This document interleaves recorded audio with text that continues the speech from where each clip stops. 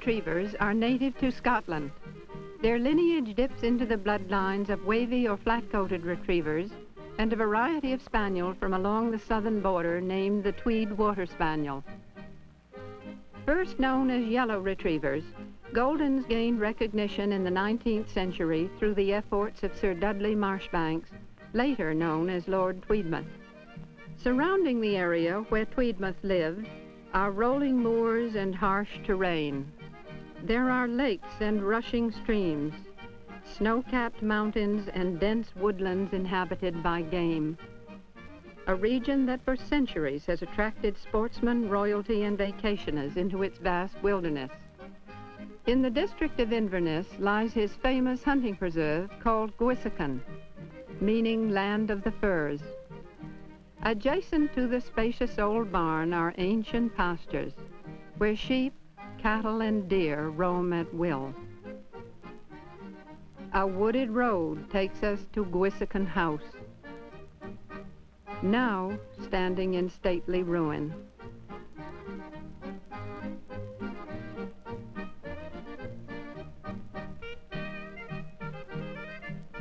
At one time a monument to Victorian elegance, this was the home of the Marshbanks family, where the earliest yellow retrievers were raised.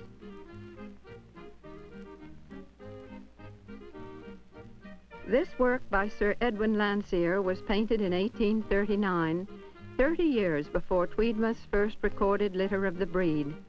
It once hung in the Gwissacan mansion. The dog in the lower right corner might well be a forerunner of today's golden retriever. Though developed primarily as a hunting dog, first in Scotland and then in England, this breed now fills many roles other than in the field. Perhaps the Golden is best known as a beautiful and congenial family companion. Eager to please and ready to learn, the Golden is an apt pupil in obedience work and unexcelled in competition.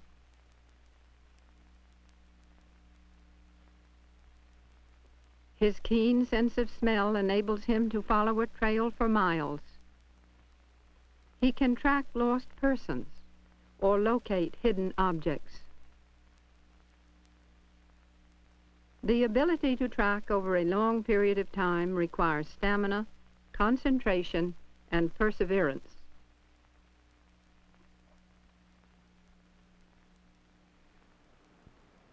Intelligence and trainability have brought the breed into prominence as a faithful guide for the blind.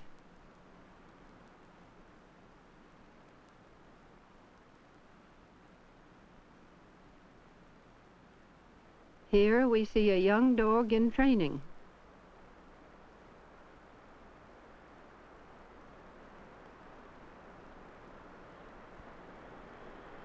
A sense of responsibility and quick reactions are vital for the safety of blind owners. Teamwork must be taught.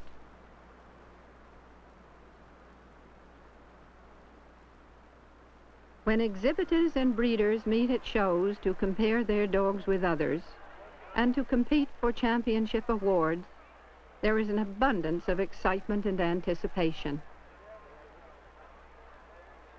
And of course, moral support from the sidelines is always appreciated. The characteristics that distinguish the Golden from other types of retrievers are clearly described in the breed standard.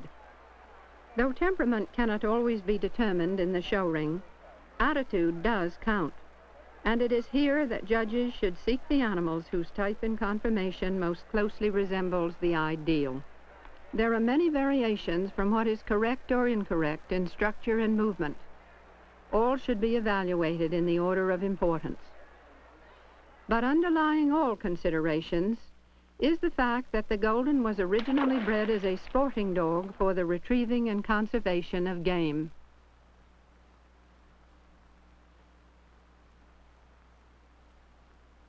The purpose of this film is to help us better understand the Golden as a type of retriever and to aid the eye in recognizing good qualities as well as faults and weaknesses that help or hinder the ability to work and endure. For better analysis, most of the subjects were photographed in slow motion.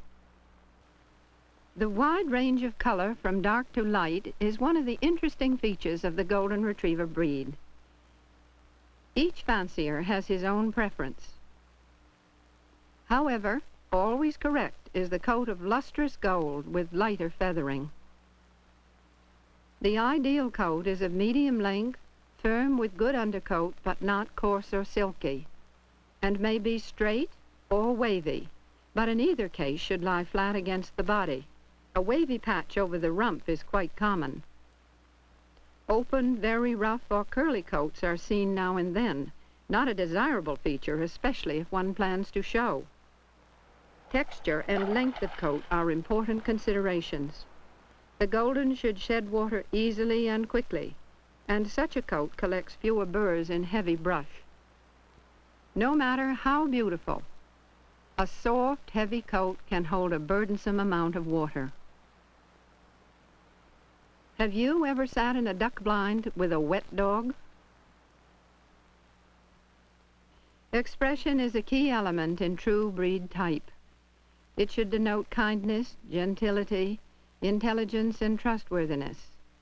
The head should be clean cut, the skull broad and slightly arched, the muzzle and foreface strong, with moderate elevation from foreface to forehead, called the stop. Dark eyes set well apart with dark pigment add to the beauty of the head. Pigment around the eyes, lips, and nose should be black. Though some noses turn smudgy brown in winter, lack of dark pigmentation around eyes and nose is not correct.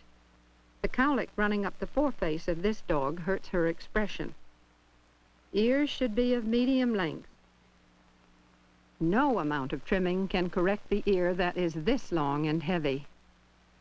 Ears held rigidly back show uneasiness or tension. The Golden should be fearless, dependable, and steady. But was there ever one not willing to take time out for a little love?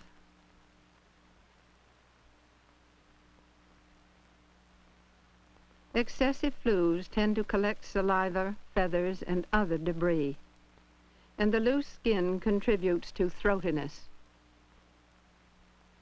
The head with too wide a skull lacks balance and gives a cheeky appearance.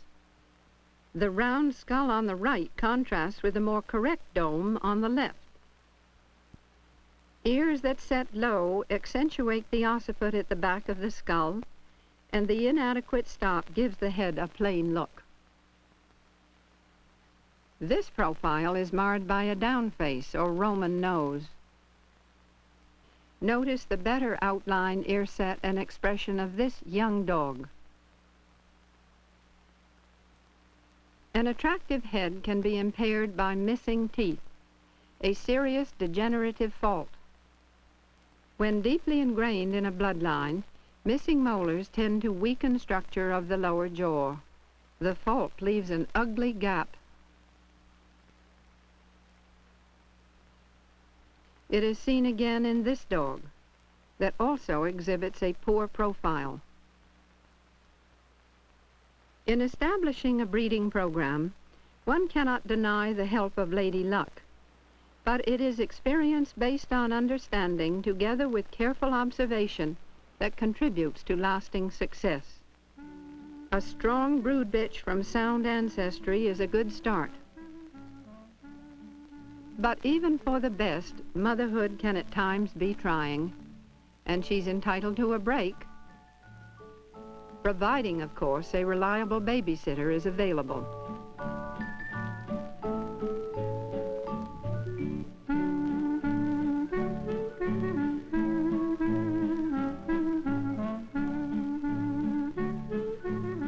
In selecting a puppy, the most common question is, what do I look for? Well, take a look at this pleasing youngster.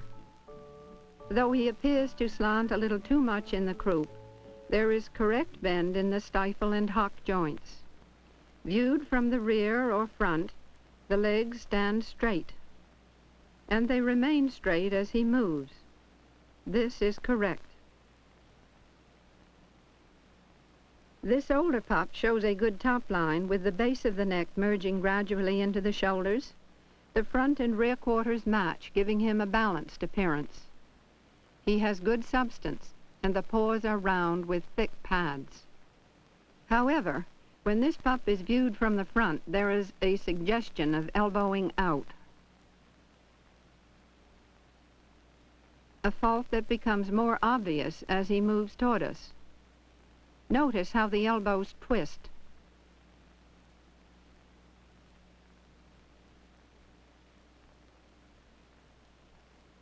The hind action is acceptable because the legs move straight even as they converge naturally toward the center.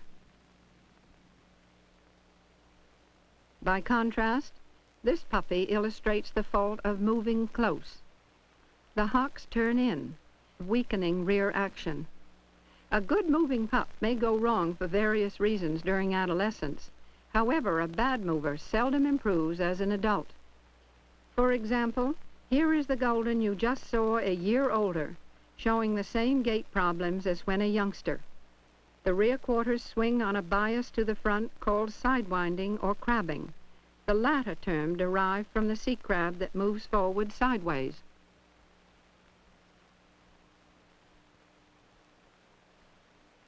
She is uncoordinated, rocks in the hindquarters, and shows excessive roll through the body. This wastes energy that should be driving forward.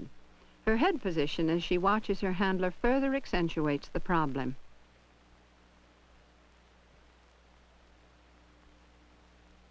Barring illness or injury, the way a dog moves checks and verifies the way he is built. The dog pictured here moves freely and smoothly with strong ground-covering stride. The neck blends nicely into sloping shoulders, and there is a pleasing relationship of all parts. Balance structure has not only to do with the proportion of head, neck, depth of chest, leg length, and ratio of body length to height, but also to the angles at which the large supporting bones meet in the front and rear assemblies, called angulation. Generally speaking, these joints should counterbalance one another. If angulation is less in one end than in the other, the structure lacks balance and faults will show up as the dog gaits. Because the dog has no collarbone, deep-seated muscling around the shoulder joints controls movement of the blades as they swing slightly up and inward following the conformation of the rib cage. A little more length and height contributes to suppleness and free movement. In contrast to the dog just seen is this Golden with steeply set bone assemblies in both front and rear. Not only does she lack angulation, she is also narrow throughout her body, and she will always look leggy.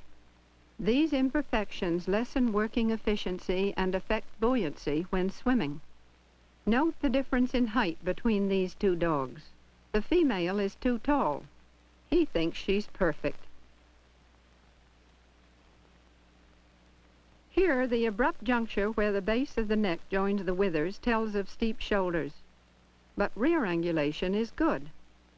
This dog lacks structural balance. The faulty front limits swing of the forelegs, and because of the longer stride from behind, the rear feet step beyond and to one side of the forepaws. Called overreaching, this is a compensating action to avoid interference. Balance and correct proportion contribute to even